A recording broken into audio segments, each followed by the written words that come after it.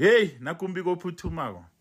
Bathi the wearing of buffs with uniform, especially among members of SAPS, amaphoyisa, it is not allowed. Akunaphoyisa eSouth Africa kumele lisivale ubuso lingabonakala, and iphoyisa must also wear their name tags. Only specialized unit deployed for a specific operation they can wear amabuff. Special Task Force laba bakamkhwanazi, National Intervention Unit, TRT, during an official and approved operation they can wear amabuff.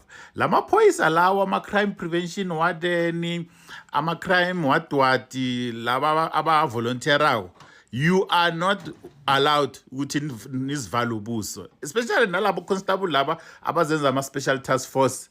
You are not allowed ukuthi nisivale ubuso. Nalaba baye emathaveni umuntu asivale ubuso, you are not allowed. Kumele sinibone from now on. I hope it clear ngitsho nani nezwa ngitsho ma South Africans.